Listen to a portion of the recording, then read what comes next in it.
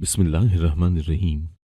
मैं अपने क्लिनिक में मामूल के मुताबिक काम कर रही थी जब मेरे शौहर का फोन आया था। वो बहुत परेशान लग रहा था। कहने लगा, छोटी बेटी की तबीयत बहुत खराब है, उसका बुखार टूटने का नाम ही नहीं ले रहा, तुम जल्दी से घर आ जाओ। यूं तो मैं अपना क्लिनिक रात के 8 बजे बंद किया करती थी, मगर आज मुझे 7 बजे ही घर जाना पड़ रहा था क्योंकि मैं अपनी बेटी की वजह से बहुत ज्यादा परेशान हो चुकी थी। मैं जैसे ही बाहर निकलने लगी, एक जवान सी लड़की मेरे क्लिनिक में आ गई थी। वो कहने लगी, डॉक्टर साहिबा, मेरे चेकअप कर लें, मेरी तबीयत ठीक नहीं है। मैंने कहा, सॉरी, अभी मेरे पास वक्त नहीं है, मुझे घर जाना है, आप ऐसा करें कि कल सुबह आ जाइएगा। उस लड़की ने जोर जोर से रोना शुरू कर दिया था। वो बोली, मेरे पेट में बहुत दर्द है, अगर आपने मेरा चेकअप नहीं किया तो मुझे लगता है मैं दर्द से तड़प तड़प कर मर जाऊंगी। मुझे उस पर तरस आ गया था। मैंने सोचा कि क्या पता इसको चेकअप करके दवा दूं तो अल्लाह मेरी बेटी को ठीक कर दे। मैं बोली, अच्छा जल्दी से लेट जाओ, मुझे मुआयना करने दो। वो बेड पर लेट गई। मैं उसका चेकअप करने लगी थी कि अचानक बाहर दरवाजा बजा था। दरवाजा इतनी जोर से बजाया जा रहा था कि मुझे लगा कि अभी टूट जाएगा। एक लम्हे के लिए ख्याल आया कि कहीं ऐसा तो नहीं हुआ कि मेरी बेटी की तबीयत ज्यादा बिगड़ गई हो और मेरा शौहर उसे यहीं पर ले आया हो। मैंने जल्दी से दरवाजा खोल दिया। मेरे सामने 7 लड़के खड़े मुझसे पूछ रहे थे कि आपके पास कोई लड़की तो नहीं आई। मैं एकदम से चौंक गई थी। एक तन्हा लड़की मेरे क्लिनिक में पड़ी थी और अब ये 7 लड़के उसके मुतालिक इस्तफसार कर रहे थे। मैंने उस लड़की की तरफ देखा तो उसने फौरन मुझे इशारे से मना कर दिया। मैं समझ गई कि मामला कुछ गड़बड़ है। मैंने आवारा लड़कों से कह दिया कि यहाँ तो कोई लड़की नहीं आई। वो मेरी बात सुनकर मुतमईन हो गए और चले गए। तब उस लड़की के चेहरे पर एक अजीब सी मुस्कुराहट फैल गई थी। मैं ये सब देखकर चौंक तो गई थी, मगर मैंने इग्नोर कर दिया। मैं जल्दी से उसकी जाने पड़ी और कहा, मुझे तुम्हारा चेकअप करके घर जाना है, मेरी बेटी की तबीयत ठीक नहीं है। उसने सर हिला दिया था। मैंने जल्दी से लड़की के पेट का मुआयना करने के लिए उसकी कमीज उठाई तो पैरों तले से जमीन निकल गई थी। मैं अब समझी थी कि ये लड़की पेट दर्द का नाटक कर रही है, बल्कि ये तो अपने अंदर एक बहुत ही बड़ा राज छुपाए हुए है। मैंने जल्दी से अपना मोबाइल निकाला था। वो लड़की मुझे देखकर बहुत घबरा गई थी। मैं बोली, मेरी बेटी की तबीयत खराब है। उसने सर हिला दिया तो मैंने दूसरी तरफ जाकर अपना मोबाइल खोलकर देखा। उसमें उस लड़की की तस्वीर मौजूद थी। मेरा दिल खुशी से उछल पड़ा था। मैं अब सारा माजरा समझ गई थी। मुझे पता चल गया था कि वो लड़के इस लड़की के पीछे क्यों आए थे। मैंने मोबाइल साइड पर रख दिया था। मैं उस लड़की के पास आई और बोली, मेरा शौहर फोन पर फोन कर रहा है, उससे बात करना जरूरी था। उसने सर हिला दिया था। मैंने कहा, तुम्हारा नाम क्या है? वो बोली, मेरा नाम मरियम है। मैंने संजीदा चेहरा बनाया और बोली, मरियम, तुम्हारे पेट में इस वक्त बहुत खराबी है, अगर इसका ठीक तरीके से इलाज न किया गया तो तुम्हारी जान को भी खतरा हो सकता है। मरियम ने अजीब सी निगाहों से मेरी जानिब देखा था। वो बोली, आपके पास अल्ट्रासाउंड मशीन नहीं है क्या? मेरे पास मशीन मौजूद थी, मगर मैंने नफी में सर हिला दिया था। मैं किसी भी कीमत पर इस लड़की को हाथ से नहीं गंवा सकती थी। जब मैंने बताया कि मेरे पास अल्ट्रासाउंड मशीन नहीं है तो वो मुस्कुरा दी थी, जबकि मुझे उसकी सादगी पर हंसी आ गई थी। वो शायद ये नहीं जानती थी कि एक डॉक्टर नब्ज से ही मरीज को टटोल लेता है। मैं भी उसका मर्ज जान चुकी थी। उसके लिए बेड रेस्ट निहायत जरूरी था। मैंने उससे कहा, तुमने कुछ माह बेड से बिल्कुल भी नहीं उतरना।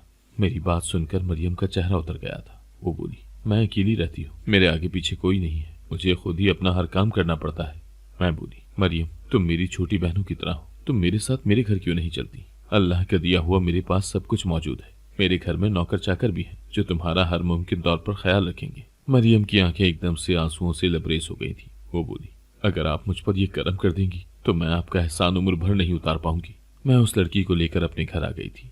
घर पहुंचते ही मेरा इस्तकबाल मेरी बेटी की चीखों ने किया था। मेरा कलेजा कटकर रह गया था। मैंने फिर भी हिम्मत की और कमरे में जाने की बजाय जल्दी से किचन में गई थी। वहां मेरी मुलाजमा काम में मसरूफ थी। मैं जल्दी से बोली, शरीफा, मैं इस लड़की को क्लिनिक से लेकर आई हूँ, इसकी तबीयत ठीक नहीं है, इसे मुकम्मल बेड रेस्ट करवाना है, ये कमरे से बाहर भी ना निकले, जो भी जरूरत हो इसे कमरे में पहुंचा देना। वो लड़की मेरी बड़ी मशहूर थी। कहने लगी, आप मेरा जितना कर रही हैं शायद कोई अपना भी ना करता। मैंने जल्दी से सर हिलाया और आगे चली गई थी। मैंने अपनी रोती बिलखती बच्ची को गोद में लिया तो उसे करार आ गया था। मैंने बुखार चेक किया तो उसे 102 बुखार था। मैंने जल्दी से अपनी बेटी के जिस्म पर ठंडी पट्टियां की और उसको सिरप दिया था। वो मेरे साथ ही लगकर सो चुकी थी। मैंने आमना को बिस्तर पर लिटाया और बोली, जुनैद, मैं क्लिनिक से एक बेसहारा लड़की को लेकर आई हूँ। वो हैरान हुए और बोले, क्यों, क्या बात है? मैं बोली, उसके आगे पीछे कोई नहीं था और उसे बेड रेस्ट की जरूरत थी, इसीलिए मैं उसे घर ले आई हूँ। जुनैद मेरी तरफ हैरत से देखने लगे थे।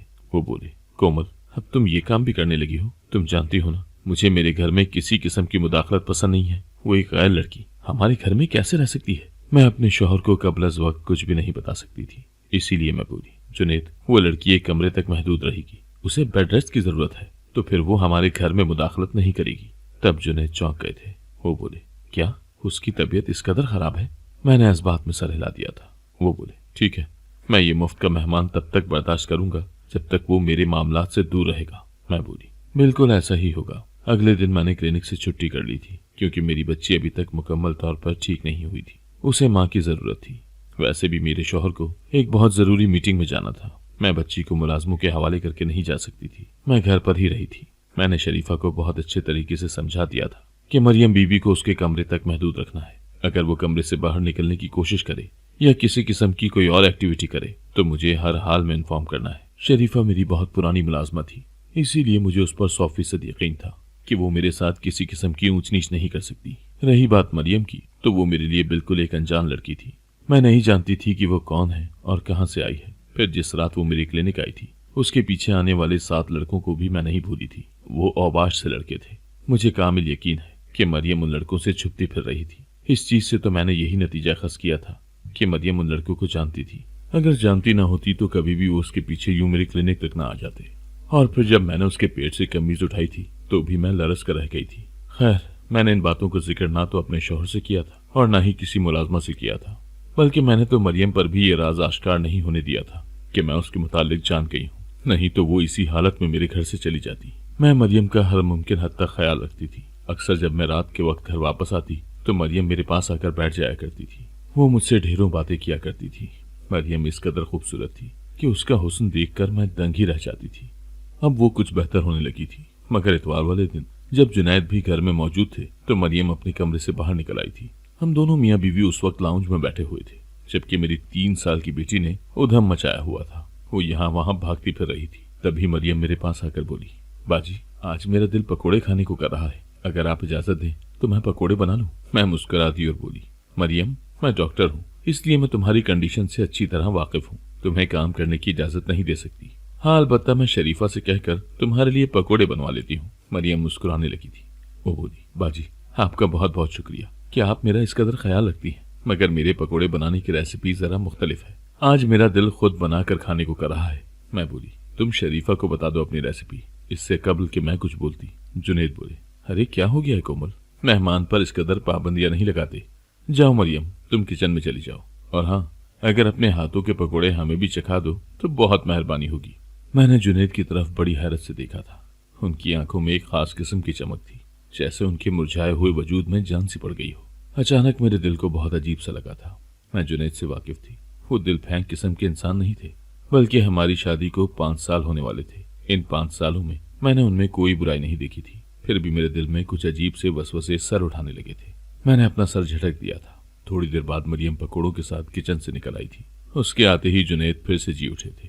वो बोले, वाह मरियम, तुम तो बहुत सुघड़ निकली। मुझे तो तवक्को ही नहीं थी कि तुम इतनी जल्दी पकोड़े बना लोगी। एक मेरी बीवी है जो एक आमलेट बनाने में पूरा घंटा लगा देती है। वो अपनी बात से खुद ही महसूस होने लगे थे। फिर मरियम और जुनैद आपस में हल्की फुल्की बातें करने लगे। ऐसा लगता ही नहीं था कि मैं वहां पर मौजूद हूँ।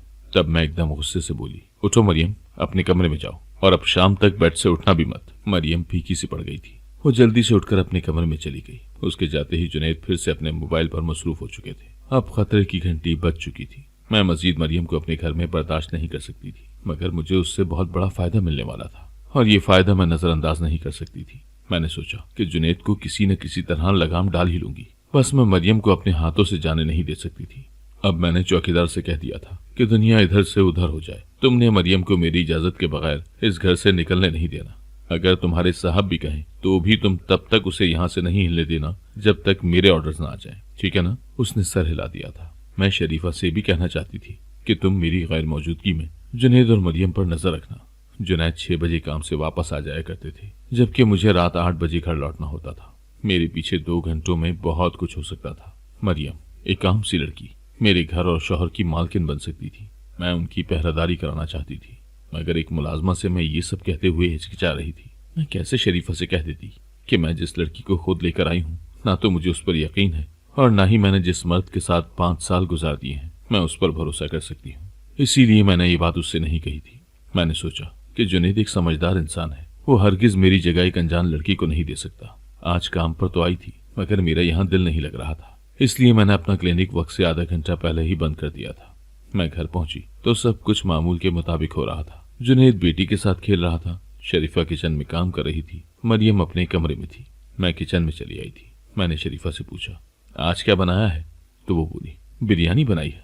मैं चौंक गई थी, क्योंकि हमारे घर में बिरयानी हफ्ते की रात ही बना करती थी और आज मंगल था। मैं बोली, क्यों, आज बिरयानी क्यों बना ली तुमने? वो बोली, बीबी जी, मरियम बीबी कह रही थी कि बिरयानी खानी है। मैं चिढ़कर बोली, तो तुमने उसे बताया नहीं कि हमारे घर हफ्ते के दिन बिरयानी बनती है? वो बोली, जी जी बीबी जी, मैंने उसे कहा था, मगर जुनेद साहब बोले कि जैसे मरियम बीबी कह रही हैं वैसे ही करो। मुझे बहुत ज्यादा गुस्सा आ रहा था। फिर शरीफा ने इधर उधर देखा था।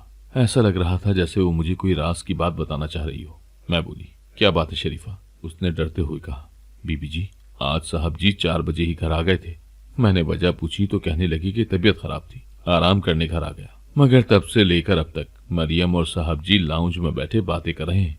अब जब आपके आने का वक्त हुआ तो साहब जी बहाना बनाकर उठ गए, तो मरियम बीबी भी अपने कमरे में चली गई। वो मजीद बोली, बीबी जी, इस तरह की जवान और हसीन लड़की आपको अपने घर में नहीं लानी चाहिए थी। अब अगर खुदा तरसी करके ले ही आई हैं तो इसे जल्द अज जल्द चलता करें, नहीं तो बहुत पछताएंगी आप। मेरा तो सर घूम गया था। मैंने तो ये सोचकर ही खुद को तसल्ली दी हुई थी कि मैं बिला वजह शक कर रही हूँ, लेकिन अगर ये सिर्फ मेरा शक होता तो शरीफा भी वही चीज नोटिस नहीं करती जो मैंने की थी। मैं बोली, शरीफा, तुम फिक्र मत करो, मैं इनको कामयाब नहीं होने दूंगी। खैर, मुझे गुस्सा तो बहुत था जुनेद पर, मगर मैंने जाहिर नहीं किया था और ना ही उन्हें ये बताया था कि मैं जान गई हूँ जो आप आज वक्त से पहले घर पहुंचे हुए हैं। खैर, मैं जुनेद के पास जाकर बैठ गई तो वो मुझसे बातें करने में मसरूफ हो चुके थे। आज वो कुछ ज्यादा ही अच्छा बनने की कोशिश कर रहे थे। मैं जानती हूँ, मर्द जब बाहर कुछ गड़बड़ करने की ख्वाहिश रखने लगे तो वो अपनी बीवियों के साथ एकदम से बहुत अच्छे हो जाते हैं, ताकि उनकी बीवियां उस नई नवेली मोहब्बत में खोकर अपने शौहर की पहरादारी करना भूल जाएं।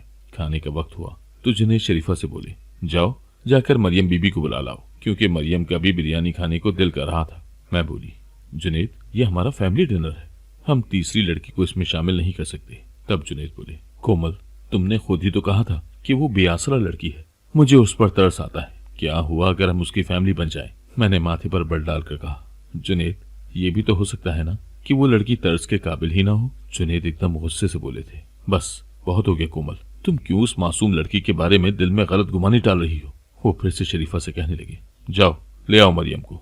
वो मरियम को लेने चली गई थी। जुनेद के इस रवैये ने मुझे अंदर से छलनी कर दिया था, इसीलिए मैं बस खामोश होकर बैठ गई थी। थोड़ी देर बाद मरियम आ गई और फिर से जुनेद और मरियम की बातों का सिलसिला शुरू हो चुका था। अगली सुबह मैं क्लिनिक जाने के लिए तैयार हो चुकी थी। जुनेद भी तैयार होकर अपने ऑफिस के लिए निकल गए थे। जुनेद के जाते ही मैं घर के हुलिये में वापस पलट आई थी। मैं घर में रहकर मरियम और जुनेद पर नजर रखना चाह रही थी। आज शाम 3:30 बजे के करीब मुझे जुनेद की गाड़ी की आवाज सुनाई दी थी। मैं जल्दी से किचन में जाकर छुप गई थी। मरियम को इस बात का इल्म ही नहीं था कि मैंने आज छुट्टी की हुई है, इसीलिए शायद वो भी जुनेद की गाड़ी की आवाज पर कान लगाए बैठी थी। जैसे ही जुनेद घर में दाखिल होने लगे, मरियम जल्दी से अपने कमरे से निकल आई और लाउंज में आकर बैठ गई और मसरूफ से अंदाज में टीवी देखने लगी थी। जुनेद की नजर जब मरियम पर पड़ी तो वो खिल उठे थे। उसके सामने वाले सोफे पर आकर विराजमान हो चुके थे। मैं उन दोनों की बातें सुनने लगी थी। तब मरियम बोली, जुनेद, आपने कोमल बाजी को सोने की कोई चीज तोहफे में नहीं दी है क्या? जुनेद मुस्कुराकर बोले, मैंने उसे बहुत कुछ गिफ्ट किया है, मगर तुम क्यों पूछ रही हो? वो कहने लगी, क्योंकि मैंने बाजी के हाथ में कभी सोने की कोई चीज नहीं देखी, न जाने वो पहनती क्यों नहीं है। जुनेद का मुंह बन गया था। वो बोले, मेरी बीवी इंतहाई बदजौक है। मैं तो जुनेद के अल्फाज सुनकर ही हैरान हो गई थी। तब मरियम बोली, अगर मुझे आप जैसा मर्द सोने की कोई चीज बल्कि पीतल की भी कोई चीज तोहफे में दे दे तो मैं उसे दिल से लगा कर रखूंगी। फिर वो बोली, जुनेद, क्या मैं आपकी बीवी के जेवरात देख सकती हूँ? जुनेद कहने लगे, हाँ हाँ क्यों नहीं, मगर वो कमरे में पड़े हैं। मरियम बोली, तो चले आए, आपके बेडरूम में जाकर देख लेते हैं। जुनेद ने ये बात सुनी तो उनकी बाँछें खिल गई थी। वो जल्दी से उठे और मरियम को अपने साथ कमरे में ले गए थे। मैं भी उनके पीछे ही किचन से बाहर निकली थी। अब मैं कमरे का मंजर खुले दरवाजे से देख रही थी। जुनेद ने मेरा सारा जेवर लाकर मरियम के सामने डाल दिया था। वो आंखों में उम्मीद भरकर बोली, ये सब सामान मैं एक दिन के लिए अपने पास रख लूं क्या? मैं महसूस करना चाहती हूँ कि जब इंसान के पास सोने और हीरे के जेवरात मौजूद हों तो वो कैसा महसूस करता है। जुनेद मुस्कुरा कर बोले, हाँ हाँ क्यों नहीं, तुम ले जाओ अपने कमरे में। मैं तो सर पकड़कर बैठ गई थी। न जाने जुनेद ये कैसी बचकाना हरकतें कर रहे थे। मरियम खुशी खुशी मेरा सारा सामान लेकर अपने कमरे में चली गई थी।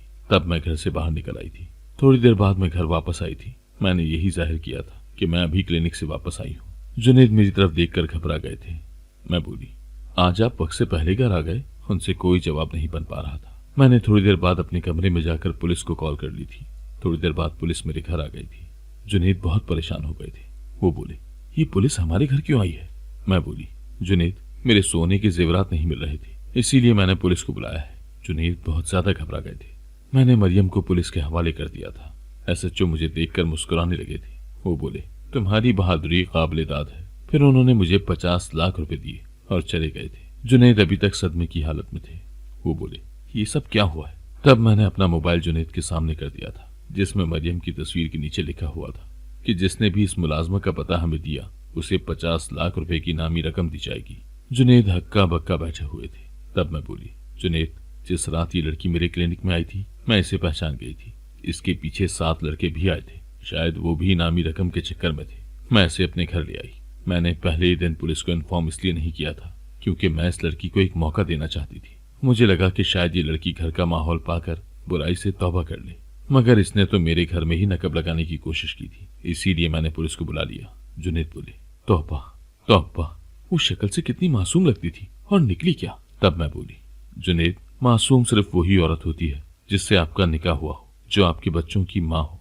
इसके अलावा हर औरत से बचना चाहिए। मैं जुनेद पर बहुत गहरे तंज भी कर सकती थी, मगर मैं उन्हें शर्मिंदा होते हुए नहीं देख सकती थी। ये और बात है कि अब मैं उम्र भर जुनेद पर भरोसा नहीं कर पाऊंगी। इनामी रकम तो मुझे मिल गई है, मगर अब मैं बेसुकून हो चुकी हूँ। अब मुझे हर लम्हा अपने शौहर पर शक रहने लगा है कि वो न जाने कब बदल जाए। मगर शरीफा कहती है कि बीबी जी, साहब जी को बड़ा सबक मिल गया है, अब उम्र भर किसी औरत की जानिब नजर उठाकर भी नहीं देखेंगे। मैं उम्मीद करती हूँ कि शरीफा के अल्फाज सच साबित हो जाए और मेरा शौहर हमेशा के लिए सुधर जाए।